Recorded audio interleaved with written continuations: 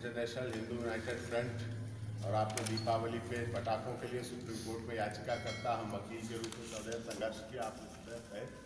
राजा मानवेंद्र सिंह जी हैं, पूर्व केंद्रीय मंत्री हैं, ठीक, और मथुरा से 3 बार सांसद रहे हैं। धार्मिक नगरी है मथुरा से, राज परिवार से हैं और मथुरा से 3 बार सांसद रहे, पूर्व केंद्रीय मंत्री। मुकेश जैन जी हिंदू धर्मरक्षक दारा सेना और नूतन कोणार्क सूर्य मंदिर निर्माणशाला में कार्यरत। और सबसे बड़ी खुशी की बात यह है और आप सबके लिए कि आज जब देश में अयोध्या की बात हुई, अयोध्या मंदिर बन रहा है, मथुरा की बात भी हो रही है, मथुरा भी मंदिर बन रहा है, काशी का विकास बहुत तेजी से हो रहा है।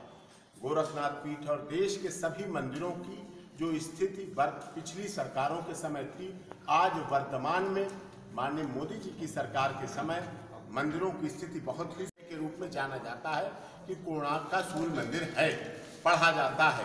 लेकिन जब हम लोगों ने वहाँ विजिट किया और देखा तो वहाँ कोणार्क सूर्य मंदिर का ढांचा पूरा खड़ा है और कोणार्क सूर्य मंदिर के मेन गेट पर जहाँ एंट्री करते हैं वहाँ एक बोर्ड लगा हुआ है जिसमें अंग्रेजों के समय के गवर्नर, उस समय कलकत्ता से गवर्नर होती थी, तो कलकत्ता के गवर्नर वहाँ बोर्ड लगा हुआ है कि उन्होंने अपने आदेश से इस कोणार्क सूर्य मंदिर को पूर्ण रूप से बंद करा दिया है।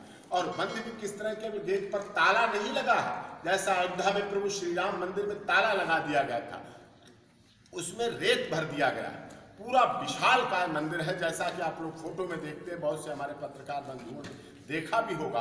और आज सबसे अच्छी बात यह है, ये पवित्र स्थल है, प्राचीन स्थल है, हिंदू महासभा भवन है ये यहाँ, और यहाँ से ये सर्वमत से प्रस्ताव पारित हुआ है कि जो मंदिर पूर्ण रूप से वहाँ बंद था, अब उसको मंदिर को खुलवाने के लिए, क्योंकि उड़ीसा राज्य में है, उड़ीसा में कटक हाई कोर्ट है, उसमें माननीय राजा मानवेंद्र सिंह जी ने वहाँ के जो राजाधिराज महाराज हैं उनसे भी बात की है।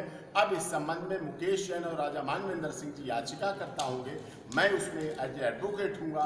कटक हाई कोर्ट में उड़ीसा के इस बात के लिए याचिका लगाई जाएगी और उसमें हम साइटेशंस देंगे, अयोध्या प्रभु श्री राम मंदिर की साइटेशन देंगे, इन सब चीज़ों को साइटेशन देंगे जिनके आधार पर कोणार्क का सूर्य मंदिर खोला जाए और उसमें पूजा पाठ प्रारंभ हो। विषय यह आता है आर्कियोलॉजी डिपार्टमेंट की, कहीं ऐसा मंदिर जो बंद रहा है क्या वो पूजा पाठ के योग्य है, मजबूत है? ऐसा तो नहीं वो कमजोर हो गया हो, उसका ढांचा कमजोर हो गया हो तो कोई धन जनहानि हो जाए, तो वो आरटीआई के द्वारा हम लोगों ने आरटीआई लगाई, जिस आरटीआई के जवाब में आया है डिपार्टमेंट का, आर्कियोलॉजी डिपार्टमेंट का, कि निर्माण में कोई कमी नहीं है, मजबूत है, बिल्कुल सही रख रखाव किया जा रहा है इसका और सही है, उसमें कोई कमी नहीं है।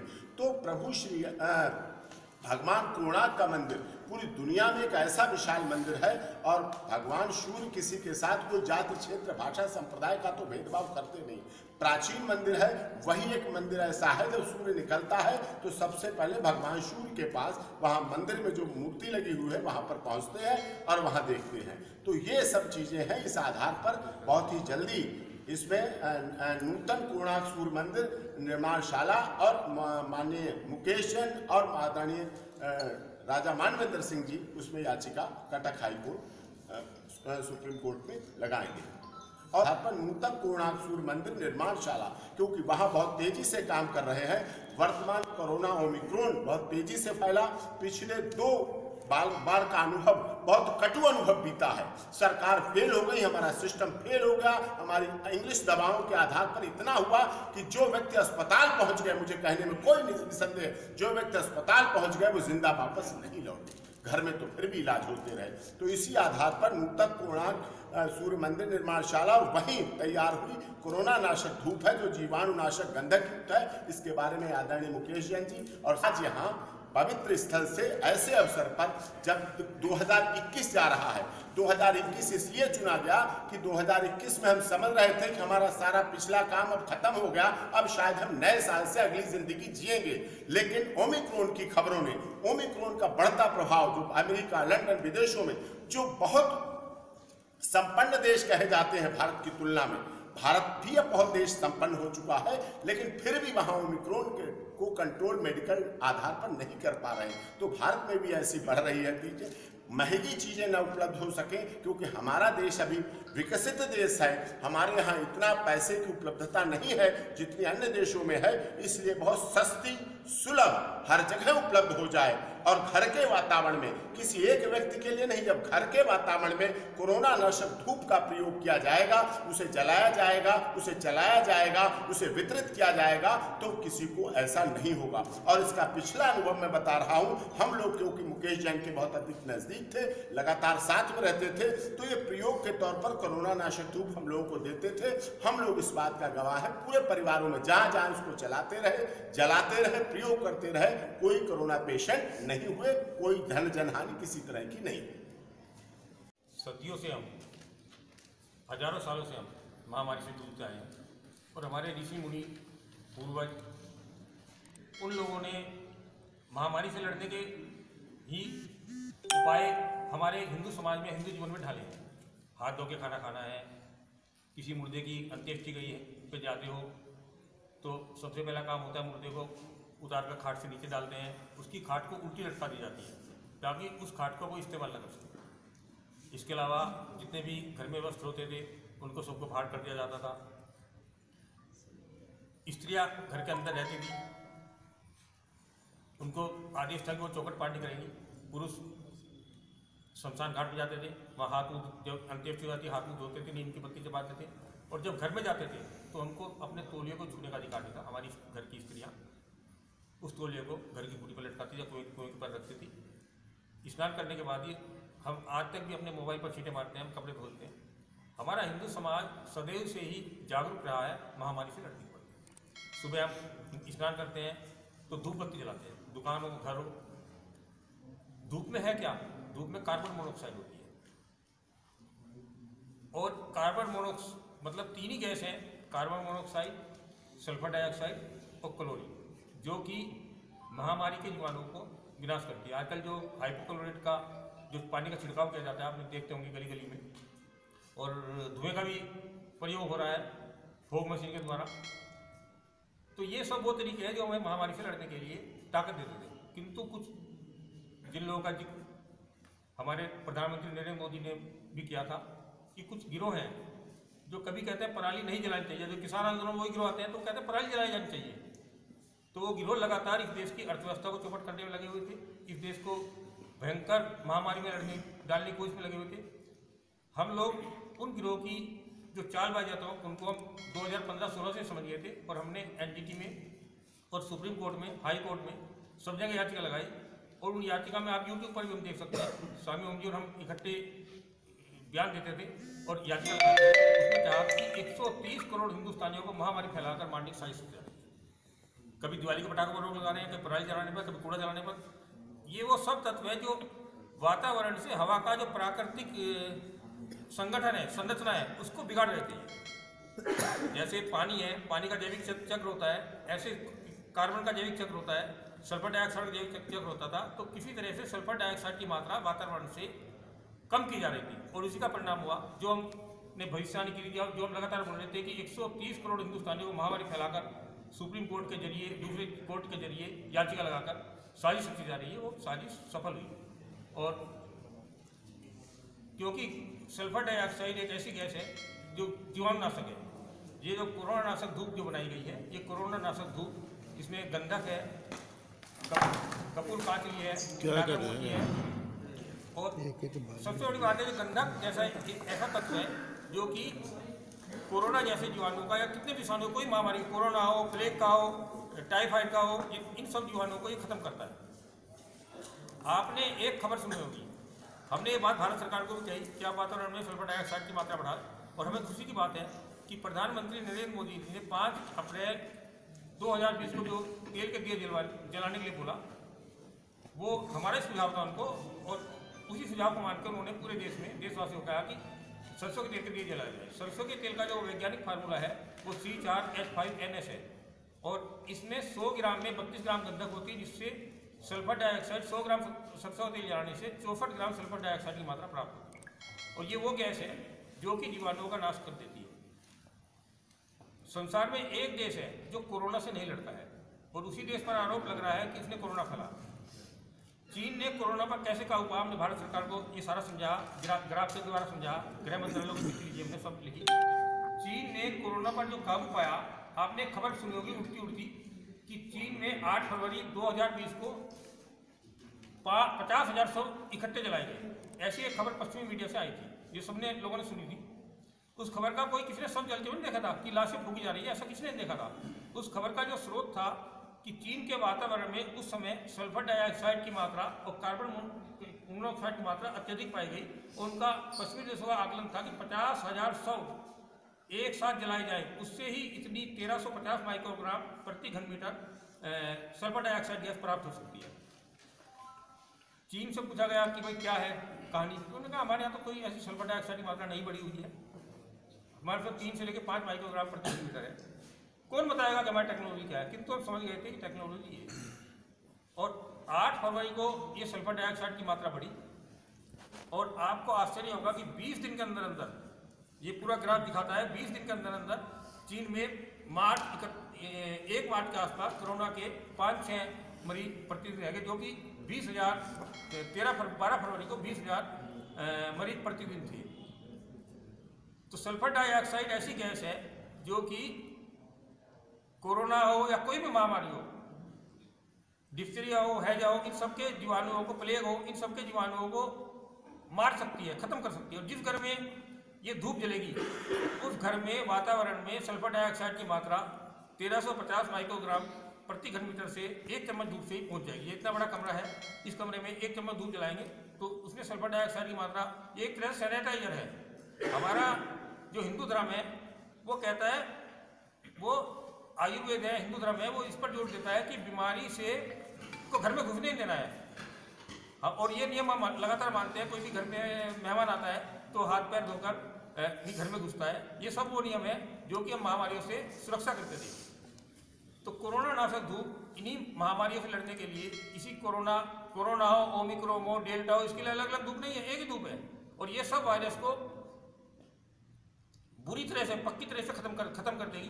क्योंकि पश्चिमी देश इस बात को समझ गए थे कि मुकेश जी ने जो धूप बनाई है और हम इसको लॉन्च करने वाले थे 2020 में, किंतु एक साजिश के तहत, क्योंकि उनका कारोबार ठप हो रहा था, उनकी दवा बिकनी बंद हो जाती, मुझे जेल में डाला गया।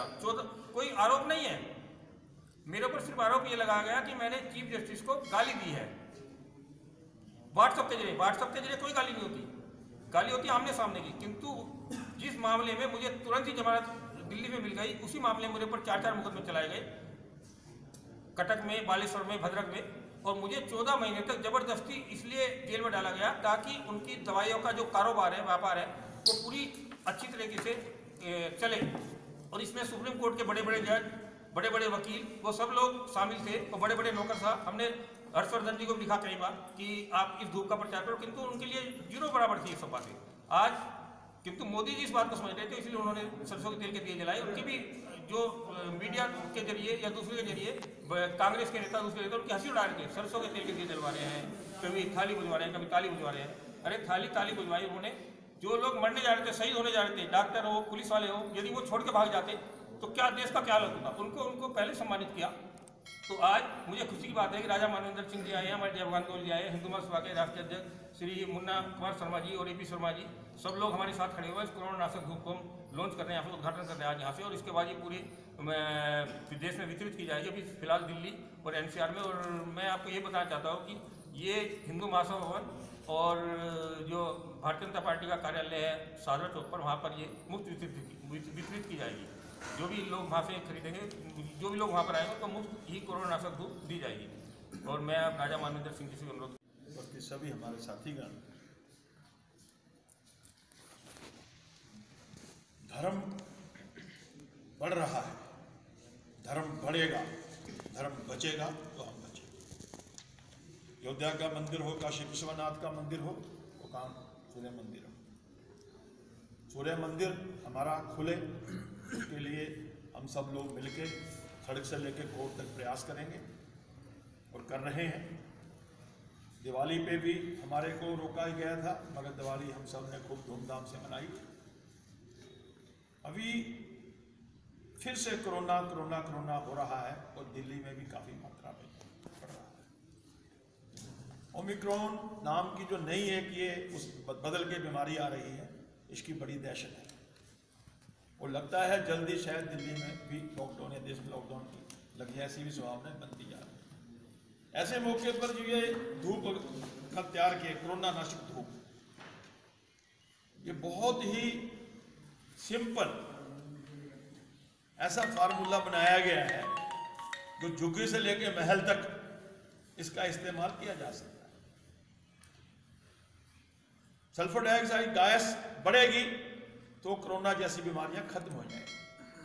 हमारे प्रधानमंत्री जी ने पूरे देश में कोरोना को थामने के लिए तेल के दिए जला करके ये बता दिया था कि जो हमारी प्राचीन संस्कृति, सभ्यता, संस्कार हैं उनमें बहुत बल है। हमारी संस्कृति सभ्यता का विकास हो, बढ़े, हमारे देशवासी सुरक्षित रहें, गरीब से गरीब आदमी भी स्वस्थ रहे, स्वच्छ रहे, उसको लेकर के जो कोरोना धूप आज हम लोग यहाँ इसका शुभारंभ, इसकी लॉन्चिंग करने जा रहे हैं। हमारा सबका ये प्रयास है कि धूप घर घर में जाए और हमारा हर देश का व्यक्ति सुरक्षित रहे, और जो ओमिक्रॉन जैसा ये कोरोना नाम बदल के आ रहा है, इसका डट करके हम विरोध कर सकें, इसको रोक सकें। उसी के लिए आज हम सब हिंदू महासभा भवन के प्रांगण में आए हैं, और हमारा सबका आपके साथ मिलकर यही भाव है कि ये बात घर घर पहुंचे कि ओमिक्रॉन जैसी महामारी जो आ रही है इसको रोकने के लिए बहुत ही सस्ता, सुंदर, टिकाऊ साधन हमने तैयार किया है मुकेश जी ने हमारे, और इसको जल्दी ही हम घर घर पहुंचाने का प्रयास करेंगे। अभी हिंदू महासभा भवन और हमारा शादरा में यूनाइटेड हिंदू फ्रंट का भवन है, वहाँ इसका निःशुल्क वितरण किया जाएगा, और कोशिश होगी ये जगह जगह घर घर इसका वितरण हो, लोग इसका फायदा लें। ये आज हमारा प्रयास है, और मुझे लगता है कि ऐसे आज के जो हमारा इंग्लिश वर्ष खत्म होने जा रहा है, कल 2022 शुरू होने जा रहा है, तो मैं समझता हूँ 2022 आज हिंदू महासभा भवन में बैठ करके हम सभी अपने देशवासियों को एक नव वर्ष के ऊपर समझ लो, आप तोहफा भी कह सकते हैं, देने जा रहे हैं। लोग अगर स्वस्थ रहेंगे, स्वच्छ रहेंगे, तो हमारा देश आगे बढ़ेगा, और हम सब का जो संकल्प है कि मेरा भारत विश्व गुरु बने, उसके लिए एक कदम और हम आगे बढ़ेंगे। और अभी एक उसका ट्रेलर भी हम लोग धूप का दिखाएंगे कि कैसे धूप जलाई जा सकती है। प्लेट जिला मोबाइल हमारे बीच में मुकेश जैन साहब, जो आज ये कोरोना नाशक धूप का इन्होंने ये लॉन्च किया है, इसको बनाने वाले हैं निर्माता मुकेश जैन साहब। यूनाइटेड हिंदू फ्रंट के राष्ट्रीय अध्यक्ष आदरणीय श्री जय भगवान गोयल साहब, श्री महाराज सिंह जी, एडवोकेट श्री के सिंह जी, हमारे महाराज जी हमारे बीच में, और यहाँ पर सभी उपस्थित देवियों एवं सज्जनों का स्वागत है। आज ये मुकेश जैन साहब को मैं बधाई देता हूँ कि उन्होंने बहुत अच्छा ये कोरोना नाशक धूप का इन्होंने ये लॉन्च किया है, और ये बहुत ही उपयोगी है, जो कोरोना को दूर भगाएगा। आप सब जानते हैं कि विदेशी कंपनियां किस तरह से कोरोना के नाम पर लूट मचा रखी है। पहले ये कई वैक्सीन लॉन्च हुए, क्या उसका असर हुआ बताइए आप? जो लोग दोनों डोज ले चुके हैं वो लोग भी संक्रमित हो रहे हैं, तो ये जो दोनों डोज लिए लोग, उसका फ़ायदा क्या हुआ? उसका कोई फ़ायदा नहीं है। तीसरा डोज लेंगे, फिर कोई नया वेरिएंट आएगा, फिर चौथा डोज लेने की ज़रूरत है। इजराइल में चौथा डोज अब वो शुरू करने वाला है, उसका वो चल रहा है, चौथा डोज कट रहा है। तो इस तरह से लोग डोज पर डोज लेते जाएंगे, उनका स्वास्थ्य बिगड़ते जाएगा, उनके अंदर कई बीमारियां होते जाएगी, और गरीब देशों से ये जो डेवलप्ड कंट्रीज़ है, इसकी जो कंपनियां हैं वो लूटते रहेगी उन गरीब देशों को, लोन दे करके महंगे ब्याज पर उनको लोन देगा, और इस तरह से ये व्यापार चलता रहे। उसको ख़त्म करने के लिए, उसको टक्कर देने के लिए ये कोरोना नाशक धूप इन्होंने जैन साहब ने लाया है। हम इनको बधाई देते हैं, धन्यवाद देते हैं। इसके साथ साथ आज 31 दिसंबर है, इसके अवसर पर मैं एक बात और आप लोगों को कहना चाहूँगा कि जो 1 जनवरी है वह भारत का नव वर्ष नहीं है। ये अंग्रेजों के द्वारा इस तरह से हवा खड़ा कर दिया गया कि 1 जनवरी भारत का नव वर्ष है। सरकार भी इसको मान्यता नहीं देती है। और ये भी आपको पता होना चाहिए कि जो सरकार का फाइनेंशियल ईयर है वो अभी 1 अप्रैल से शुरू होता है, 1 अप्रैल से 31 मार्च तक। तो ये हमारा नववर्ष है ही नहीं। नववर्ष हमारा चैत्र शुक्ल प्रतिपदा है, उस दिन हम लोग मनाते हैं, पूजा करते हैं, व्रत करते हैं, उपवास रखते हैं और पूरी सभ्यता के साथ हम नववर्ष मनाते हैं। और आज जो ये अंग्रेजों का नववर्ष है उसमें आज क्या होता है आप सबको पता है, नंगा नाच होता है, वेश्यावृत्ति होती है, दारूबाजी होती है, हंगामा होता है, मारपीट होता है। तो हम इसके बहिष्कार का आह्वान करते हैं कि भारत के युवा 1 जनवरी को नववर्ष का बहिष्कार करें और चैत्र शुक्ल प्रतिपदा को नववर्ष मनाएं। इन्हीं शब्दों के साथ मैं अपनी वाणी को विराम देता हूं।